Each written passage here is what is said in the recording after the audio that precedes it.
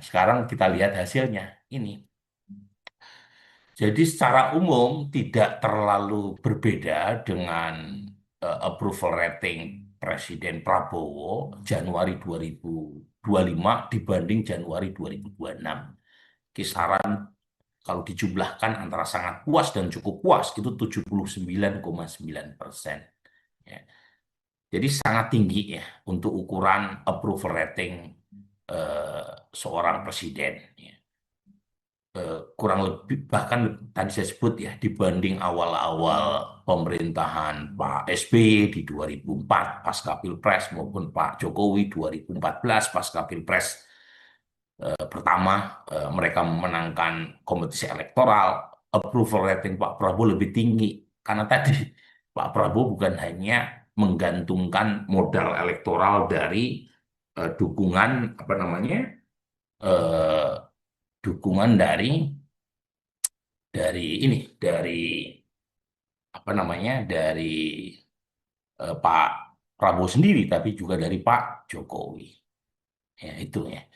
Nah, kalau kita lihat di sini, memang masih banyak yang mengatakan cukup puas, ya.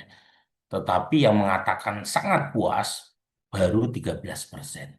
Ya, artinya yang betul-betul sangat puas masih belum memadai. Gitu ya. Ya, overall berada di kalau dijumlahkan dengan cukup puas ya masih lumayan 79,9%, tapi masih masih belum cukup kuat terutama dari basis pemilih yang mengatakan sangat puas. Nah, kalau kita lihat dari data berdasarkan demografi, itu pemilih Pak Prabowo yang sangat puas ya, itu terutama dari etnik. Kalau dari sisi ini dulu, dari sisi gender sedikit lebih kuat dari kalangan perempuan, ya. Tetapi basis pemilih laki-laki yang puas juga cukup besar, ya, 77,9%. Dan kalau dari sisi generasi itu tidak berubah dari profil pendukung Pak Prabowo di 2024 kemarin, yaitu Gen Z. Ya. Jadi meskipun dari kelompok yang lebih tua itu basis pemilih yang puas juga cukup besar, tetapi penopang utamanya adalah Gen Z. Nah, Gen Z ini profil pemilih yang menjadi basis pendukung Pak Prabowo ya di 2024 kemarin, 71% pemilih Gen Z itu mengaku memilih Pak Prabowo menurut exit poll kita dan sepertinya tidak beranjak ya dari apa namanya dari basis pemilih yang puas sama Pak Prabowo. Ya, di 2024 71% Gen Z memilih Pak Prabowo. Nah, sekarang mereka kalangan pemilih yang puas sama Pak Prabowo itu lebih banyak datang dari kelompok muda ini. Kebetulan saya bukan Gen Z. Jadi kita perlu mengundang Gen Z ya. Kenapa mereka puas sama Pak Prabowo? Yang kedua dari sisi etnik Jawa. Ya, Jawa ya. Kemudian Madura. Ya, Madura. Sementara yang relatif kurang puas meskipun masih mayoritas di atas 50% itu etnik Minang ya. Kebetulan Minang ini kan etnik besar di Sumatera Barat dan Sumatera Barat bukan basis Pak Prabowo ya. Kemudian yang kedua, pemilih yang relatif tingkat kepuasannya di bawah etnik yang lain itu Betawi.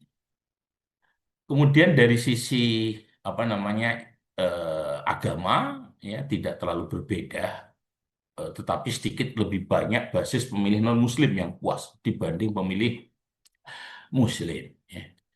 Kemudian dari sisi pendidikan ada indikasi meskipun dari semua kelompok pemilih berdasarkan pendidikan tingkat kepuasannya di atas 70%. Tapi mereka yang berpendidikan rendah ya, itu cenderung lebih puas yang berpendidikan SLTP maupun SD ya. Nah, kemudian dari sisi pekerjaan ya, merata di seluruh kecuali wira swasta dan pengusaha yang tingkat kepuasannya di bawah 70% ya. Kemudian dari sisi pendapatan itu juga tidak ada perbedaan yang signifikan kecuali ada sedikit indikasi mereka yang berpendapatan 1 sampai 2 juta itu sedikit lebih puas dibanding segmen pemilih yang dengan berpendapatan yang lain ya, meskipun tidak signifikan. Kemudian dari sisi desa kota, mereka yang puas cenderung ada indikasi berasal dari desa ketimbang kota, meskipun selisihnya ya kurang lebih sekitar 5%. Nah, kalau dari sisi wilayah, mereka yang berasal dari Jakarta meskipun mayoritas puas, tapi tingkat kepuasannya hanya 53%. Ya. Jauh di bawah warga Sumatera, warga Bali Nusa, warga Jateng DIY, warga Jatim, maupun warga Sulawesi.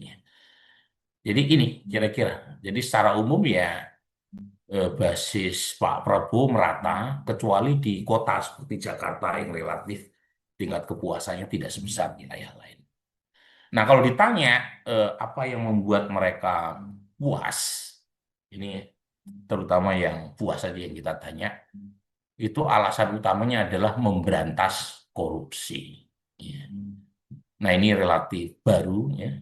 Sebelumnya Pak Prabowo umumnya dianggap tegas sebagai faktor yang membuat dirinya dipersepsi baik atau puas ya di mata pemilih. Belakangan sejak Oktober 2025 itu variabel yang dianggap paling banyak menentukan kepuasan di kalangan mereka yang puas sama Pak Prabowo itu memberantas korupsi. Yang kedua, sering memberi bantuan. Nah, ini juga relatif baru ya. Mungkin berkaitan dengan program pasca kerusuhan Agustus ya 2025. Waktu itu pemerintah memberikan banyak bantuan terutama bansos pangan dan BLT ya. Ini juga mulai muncul ya yang menjadi variabel mengapa mereka warga itu puas ya. Yang lain relatif sedikit lebih kecil, tapi perlu juga saya sebut program kerjanya bagus, kinerjanya bagus, dan seterusnya ya. Tapi mungkin soal pemberantasan korupsi ini berkaitan dengan eh, apa institusi-institusi di bawah presiden ya sebagai kepala negara yang dianggap sukses ya dalam melakukan pemberantasan korupsi ya. Ya, dianggap menurut publik ya.